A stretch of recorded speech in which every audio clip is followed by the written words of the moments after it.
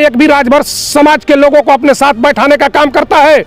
15% को अपने साथ बैठाता है ओम प्रकाश राजभर। और इस जहूराबाद का सबसे बड़ा कोई छलिया अगर नेता है तो ओम प्रकाश राजभर है। मंदिर भी होना चाहिए, मस्जिद भी होना चाहिए, ग्रंथ भी होना चाहिए और कुरान भी होना चाहिए। लेकिन बाबा साहब ने जो संविधान बनाया वो आज इस दुनिया में संविधान भी होना चाहिए। जिस दिन ओम प्रकाश राजभर मंत्री बन गए, बहुत ही दुर्भाग्य है इस जहूराबाद का। अगर हिंदू का राम मंदिर है तो सवाल बड़ा मैं करने जा रहा हूँ, दलित के बेटे को भी पुजारी बनाइए, ओबीसी से भी पुजारी बनाइए। ओबीसी से है पुजारी? सुनिए सुनिए, ओबीसी मैं आप तुरंत आप लोग पूरी जानकारी ले लेते हैं। मैं सवाल उनसे हो रही है, हर समाज के लोग उसमें पुजारी बनेंगे। जो 15 ट्रस्ट बना है, बता दीजिए कि कई समाज के लोग हैं। एसटी समाज के कितने हैं, दलित समाज के कितने हैं, ओबीसी समाज के कितने हैं? 85% दान करेगा और 15% उसका जो है कि ब्यौरा बनाएगा। 15 ट्रस्ट में हम लोगों को जगह नहीं मिला है। ये सारी चीज़ें देखा जा रहा है और अब तो हम विरोध हो रहा है। संत लोग भी कह रहे हैं कि मंदिर पूरा नहीं बना है, नहीं बना है, 22 तारीख को रोका जाए, मोदी जी योगी जी को रोका जाए। चल रहा है सोशल मीडिया पे ना, चल रहा है ना, आप नहीं देख रहे हैं? क्यों कह रहा है? वो लोग समय से कह रहे हैं। अब कोई न माने तो अलग विषय है, सरकार है भाई, नहीं माना जाएगा। अच्छा, आपको भी लग रहा है कि अधूरा राम मंदिर है? बिल्कुल लग नहीं रहा है, उस पर अभी भी कहीं फोटो जा रही है तो पीछे लगा हुआ है। आप जाएंगे तो आप देखेंगे आगे का माहौल तैयार हो गया है। जिस प्रकार का मंदिर है, अभी पूरा मंदिर नहीं बना है। और ये सबको मालूम है कि कोर्ट के आदेश पर जनता के टैक्स के पैसे से वो मंदिर बन रहा है। हाँ, ये जरूर है कि भारतीय जनता पार्टी के शासन में, सरकार में, वर्तमान सरकार में वो काम पूरा हुआ है, लेकिन वो हमारा टैक्स का पैसा भी प्रभु श्री राम में लग रहा है। हमारे लिए बहुत खुशी की बात है। हमारे पैसे से मंदिर बन रहा है, हमारे भी भगवान हैं। एक पोस्टर हम देख रहे हैं कि उसमें मोदी जी को बड़ा दिखाया जा रहा है और राम जी को ऐसे हाथ पकड़ के छोटा दिखाया जा रहा है। और वहाँ पोस्टर होना चाहिए, राम प्रभु बड़े होने चाहिए, मोदी जी छोटे होने चाहिए। और योगी जी उसमें है, ये नहीं है। ये भी एक समस्या है जी, बिल्कुल। तो ये क्या पोस्टर आपको लग रहा है कि ये चुनाव से संबंधित है क्या? भगवान से खिलवाड़ है, लग नहीं रहा है। प्रभु नाम श्री राम को क्यों क्यों क्यों क्यों छोटा दिखाया जा रहा है भाई? न्योता क्यों भेजा जा रहा है? न्योता भेजने की जरूरत नहीं। ऐसा काम करिए कि जनता ऑटोमेटिक आने लगे। बताइए, ये बता दीजिए, तब तो जिसको न्योता भेजेंगे उसी का मंदिर सिर्फ रहेगा ना, उसी का भगवान है, उसी के भगवान है सिर्फ। ये अपने आप में एक सवाल है, बहुत सवाल। 22 तारीख अब आने वाला बहुत सवाल खड़ा कर देगा, अपने आप में एक सवाल हो जाएगा। मैं तो एक सवाल अपने क्षेत्र के जो हमारे ब्राह्मण समाज के लोग हैं, सम्मानित हैं, मैं उनसे भी सीखूंगा कि जोड़ी बैठाते हैं आप लोग।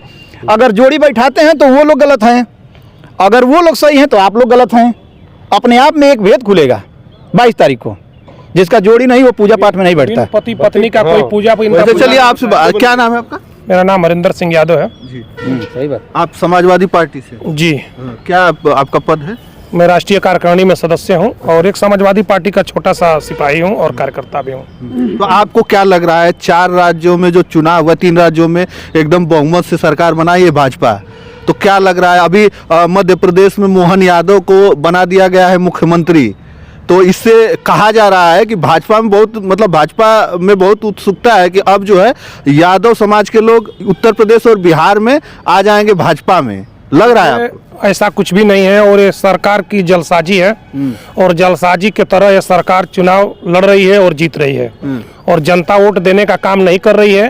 और मैं एक चीज आपको सच्चाई बता दूं कि जिस दिन ईवीएम हटा दिया गया और जिस दिन बैलेट पेपर पर चुनाव होगा, उस दिन भारतीय जनता पार्टी का नामो निशान मिट जाएगा।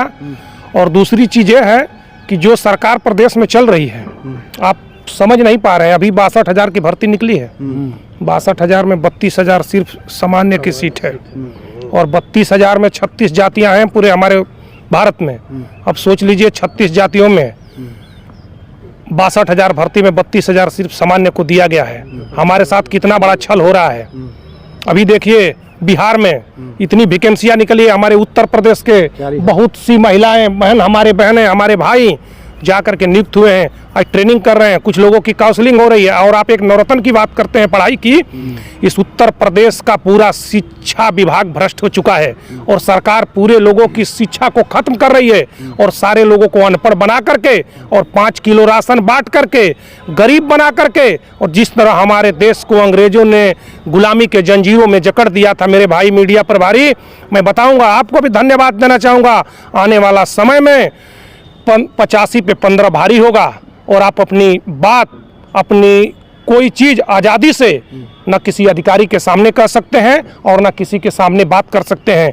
नवरत्न यादव एक बच्चा है, इंसान को, बड़े इंसान को सिखाया जा सकता है, पढ़ाया जा सकता है, लेकिन एक बच्चा अगर कोई अपने दिल से बात बोलता है तो समझिए कि उस पर भगवान का वास होता है। और भगवान राम सबके हैं, मंदिर भी होना चाहिए, मस्जिद भी होना चाहिए, ग्रंथ भी होना चाहिए और कुरान भी होना चाहिए, लेकिन बाबा साहब ने जो संविधान बनाया वो आज इस दुनिया में संविधान भी होना चाहिए। लेकिन वो जो भ्रष्ट सरकार बैठी हुई है, जो भ्रष्ट सरकार की ये नीतियां हैं, ये बाबा साहब के संविधान को खत्म करके, सारी चीज़ों को खत्म करके, मैं आपसे बता दूं आने वाला वक्त बहुत बुरा होगा मेरे साथियों, और कोई किसी से बोल नहीं पाएगा। आप पढ़ाई की बात करते हैं, एक नवरत्न की बात करते हैं, या करोड़ों नवरत्न पढ़ाई के बिना, पैसे के बिना स्कूल में एडमिशन नहीं करा पाते हैं। प्राइवेट स्कूल जितने हैं, गार्जियन पर इतनी बड़ी मार पड़ती है, फीस नहीं भर पाते हैं, अपने बच्चों को घर में बैठा देते हैं, फीस और कॉपी के बिना पढ़ाई नहीं हो पाती है। हर साल स्कूलों की कॉपियाँ चेंज कर दी जाती है, पूरी शिक्षा व्यवस्था को डगमगा दिया जा रहा है, किसी को शिक्षित नहीं होने दिया जा रहा है कि कोई शिक्षित होगा हमसे सवाल करेगा, हमसे सवाल पूछेगा, अपनी बात रखेगा, और जो सही चीज होगा अपना मांग करने का काम करेगा।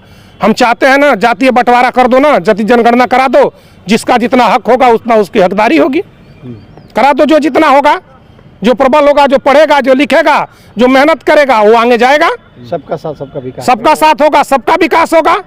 दरोगा, आप ओम प्रकाश राजभर की बात करते हैं, ओम प्रकाश राजभर की मत करिए, ओम प्रकाश राजभर की मंत्री बात कर। जिस दिन ओम प्रकाश राजभर मंत्री बन गए, बहुत ही दुर्भाग्य है इस जहुराबाद का। हमारा भाई ओम यादव हमेशा अपनी बात को उठाने का काम करता है, लोग डरते हैं, बेबाक से उठाता है अपनी बात को। यहाँ बहुत लोग हैं, यहाँ भैया भी हैं, सारे लोग हैं, लेकिन डर की मारे इस भारतीय जनता पार्टी का डर लोगों के दिल में इस तरह से खौफ बना लिया है कि वो अपनी बात अपनी आज़ादी से कह नहीं सकते हैं। दुर्भाग्य है जहुराबाद का कि जो हम लोग बाहरियों को हर बार विधायक बनाकर और झंख मार कर घूम रहे हैं। हमारे क्षेत्र में ना कोई विकास होता है, ना कोई अच्छा कार्य होता है, और ओम प्रकाश राजभर दुमुहा साफ हैं, अपनी बात तुरंत कहते हैं, तुरंत पलट जाते हैं। उन्होंने कहा था अगले चुनाव में, जब हमारे राष्ट्रीय अध्यक्ष जी से गठबंधन किए थे, उन्होंने कहा था कि वो वोटर अपनी माई बहन के साथ घात करेगा हमारा समाज, वही भारतीय जनता पार्टी को वोट करेगा। और तुरंत फिर कुछ दिन नहीं बीता और देख रहे हैं इसी चुनाव में योगी जी के साथ होकर के भारतीय जनता पार्टी को, तो अपने राजभर समाज को भी बेचने का काम कर रहा है ओम प्रकाश राजभर। अपने राजभर समाज का भी नहीं है, राजभर समाज ने तो टेम्पू चलाने वाले को, चंदौली और चिरई गांव में टेम्पू चलाने वाले ओम प्रकाश राजभर को ला करके उत्तर प्रदेश की बड़ी सीट पर बैठाने का काम कर दिया। क्या बताइए, एक भी राजभर समाज के बेटे को नौकरी दिलाया?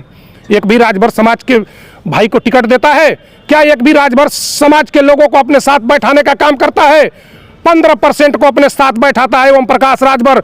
और इस जहुराबाद का सबसे बड़ा कोई छलिया अगर नेता है तो ओम प्रकाश राजभर है। और मैं चैलेंज के साथ कहता हूं कि 2026 में यहाँ से जिस तरह से हम लोगों ने 48-52 हजार वोट से जिताया, उससे दुगना वोटों से जमानत जब्त करके ओम प्रकाश राजभर को जहुराबाद से हम लोगों ने नहीं भेजा तो मेरा नाम हरिंदर यादव नहीं, आप नोट कर लीजिए।